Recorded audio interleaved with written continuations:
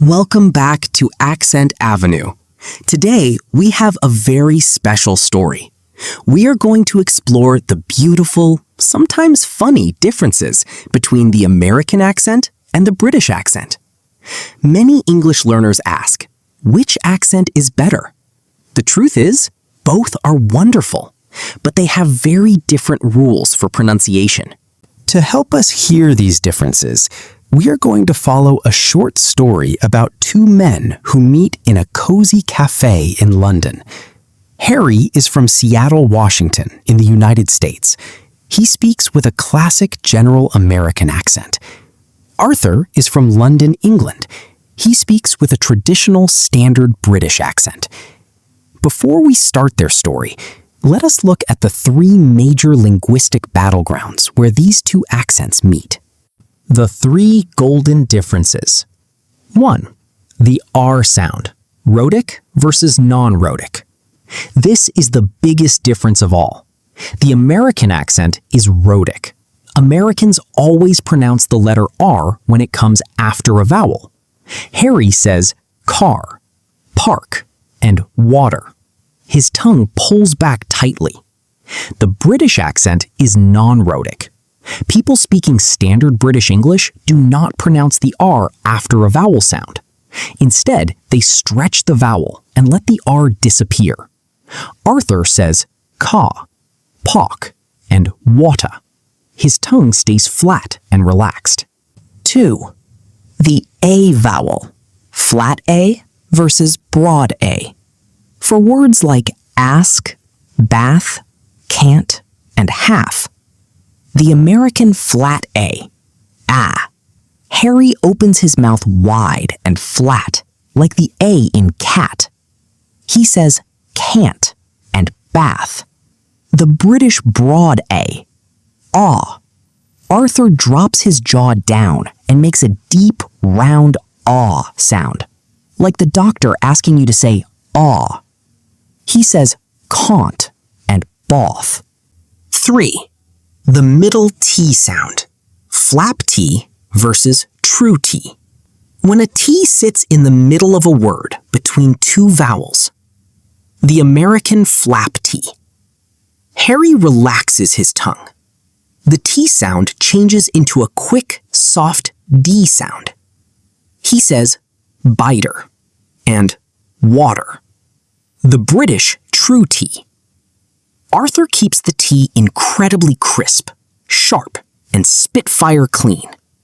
He says bitter and water. Now, let's open the door to our cafe and listen to their story.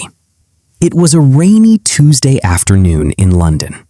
Harry, the American traveler, sat at a small wooden table near the window of a busy cafe. He was staring at a map, looking incredibly stressed. He had lost his passport. Arthur, a polite British gentleman wearing a long gray coat, noticed Harry's worried face. He walked over to his table. "Excuse me," Arthur said in his crisp British voice. "Are you all right, sir? Can I offer you some support?" Arthur did not pronounce the R in sir or support. It sounded like suh and support. Harry looked up, his American R's sounding strong and clear. "Oh man, thanks for asking.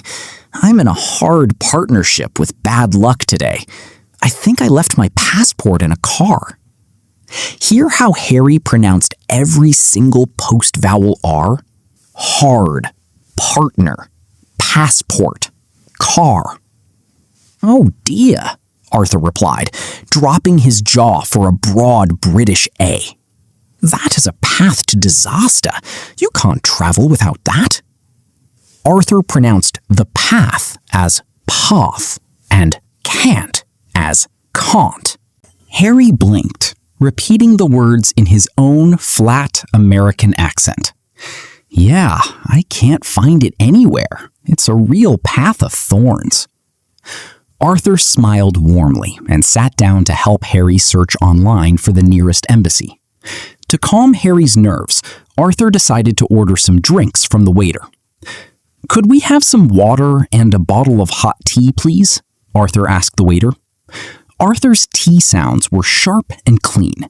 Water and bottle. Harry nodded gratefully. Oh, yes, thank you. A bottle of water would be better. But when Harry said it, the waiter, who was British, had to listen closely. Harry used the American flap T. To the waiter, it sounded like bottle of water would be better. The waiter brought the drinks. As they drank their tea, Arthur took out his smartphone to check the subway map. We must take the tube, Arthur said, using the British word for the subway. He pronounced the two in tube like a chew sound. Tube. The tube? Harry asked. He pronounced the two with a hard two sound. Tube. Oh, you mean the subway. Right, let's go. Arthur and Harry walked quickly through the rain to the nearest station. Together, they navigated the busy London streets. Thanks to Arthur's calm directions and Harry's determination, they arrived at the American Embassy just before it closed. Within an hour, Harry had a temporary travel document in his hand. He was safe. Standing outside the embassy, the two men shook hands. I cannot thank you enough, Arthur, Harry said. You are a smart character. Smart character. It was no trouble at all, Harry, Arthur replied with a smile. I am glad we avoided afternoon heartache. Afternoon heartache.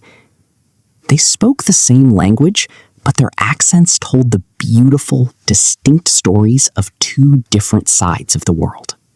Now, it is your turn to train your tongue.